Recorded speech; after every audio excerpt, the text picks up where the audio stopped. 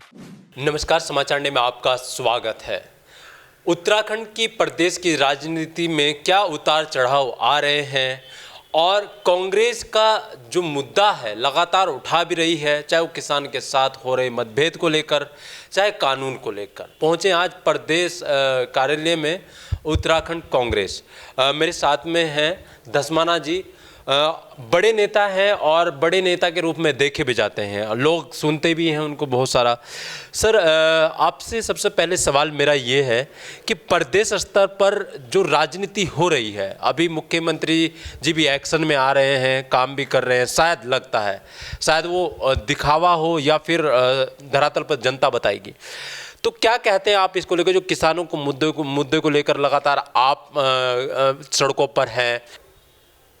देखिए, राज्य में जो परिस्थितियां विद्यमान हैं उनका अगर आप विश्लेषण करेंगे, अभी आपने कहा कि कौन सी समस्याएं हैं, किन मुद्दों पर कांग्रेस सड़क पे है, मुख्यमंत्री प्रोएक्टिव हो रहे हैं।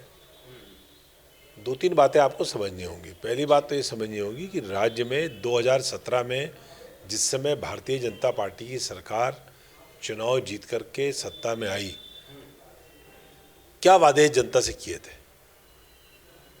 उस समय भारतीय जनता पार्टी ने अपने चुनाव घोषणा पत्र में, अपने मैनिफेस्टो में और चुनाव अभियान के दौरान स्वयं प्रधानमंत्री जी ने, जिन्होंने मोर्चा संभाला, जहाँ पर कई सभाएं करी, उन्होंने जनता से क्या वादे किए और तब से लेकर अब तक 4 वर्ष बीत गए। 4 वर्षों में राज्य की सरकार ने उन वादों पर कितना अमल किया, तो एक एक करके अगर आप आए तो प्रधानमंत्री ने कहा था कि डबल इंजन की सरकार बनाओ तो राज्य में जितने किसान हैं उनका कर्जा माफ़ होगा।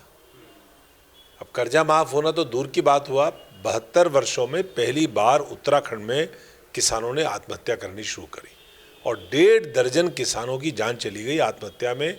इस प्रदेश के अंदर जो कर्जे से डूबे हुए थे, जिनकी खेती नुकसान हुआ, उन लोगों ने आत्महत्या करी। सरकार ने कोई राहत नहीं दी। उनको कंपनसेट करने की बात करी तो मुख्यमंत्री जी ने तो उल्टा कह दिया कि अगर हमने किसी किसान को आत्महत्या पर कोई मुआवजा दे दिया तो ये फैशन हो जाएगा और लोग आत्महत्या करने लगेंगे। इससे बड़ी शर्मनाक बात नहीं हो सकती।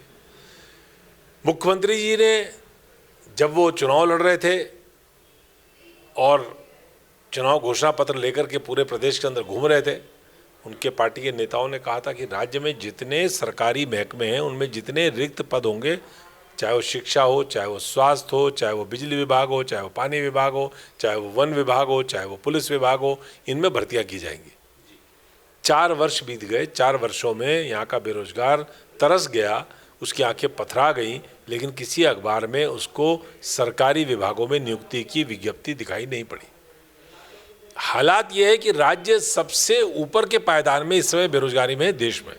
एक सर्वे हुआ, सर्वे में 22.3 की दर से उत्तराखंड सबसे टॉप में है अनएम्प्लॉयमेंट में। तो रोजगार के मोर्चे में आप फेल हो गए। कानून व्यवस्था की हाल हुई कि जिन जिलों में कभी महिलाओं के खिलाफ अपराध होता ही नहीं था, 0 क्राइम डिस्ट्रिक्ट्स थे, उन डिस्ट्रिक्ट्स में भी महिलाओं के खिलाफ हिंसा, बलात्कार, सामूहिक बलात्कार की घटनाएं होने लगी। पौड़ी में जिंदा जला दी गई लड़की, उत्तरकाशी में दलित वर्ग की लड़की के साथ रेप हुई और मर्डर हुआ।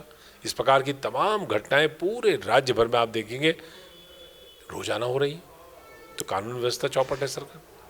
प्रदेश के अंदर जो हमारा पूरे प्रदेश के अंदर पहली बार ऐसा हुआ कि 4 वर्ष में पुलिस की एक बार भी भर्ती नहीं हुई, जबकि पुलिस विभाग में जो थानों में और चौकियों में अलॉटमेंट है, जो वहाँ पर एलोकेशन है फोर्स का, चाहे वो इंस्पेक्टर हो, चाहे वो दरोगा हो, चाहे वो सिपाही हो, चाहे हेड कांस्टेबल हो, 60% भी पूरा नहीं है, यानी कि 50% के करीब है। यानी आधी फोर्स है, आधी फोर्स है ही नहीं, क्योंकि आपने भर्ती नहीं करी।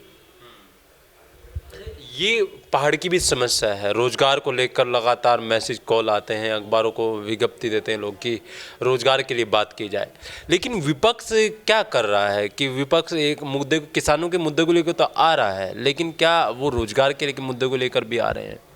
लोकतंत्र में विपक्ष क्या करना चाहिए? विपक्ष क्या कर सकता है? किसी भी मुद्दे पे, किसी भी सवाल पर जो जनता से जुड़ा हुआ हो, जन सरोकारों से हो, लोकतंत्र की मर्यादा के अनुरूप जो विरोध होना चाहिए धरना प्रदर्शन, रैली, घेराव वो कांग्रेस से ज़्यादा कोई करता नहीं है, कांग्रेस करती है। अब बेरोजगारी है तो बेरोजगारी के खिलाफ आप देखते हैं कि रोजाना हमारे लोग कभी पुतला दहन कर रहे हैं, कभी मुख्यमंत्री आवास कूच कर रहे हैं, कभी सचिवालय कूच कर रहे हैं, कभी विभागों का घेराव कर रहे हैं, रोज कर रहे हैं।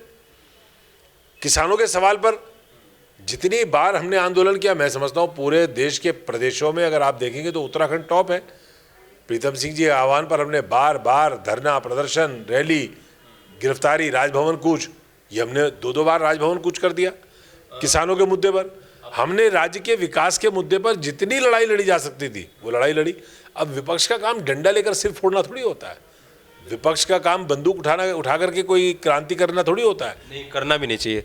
सर, अब सवाल राजनीति पे करते हैं।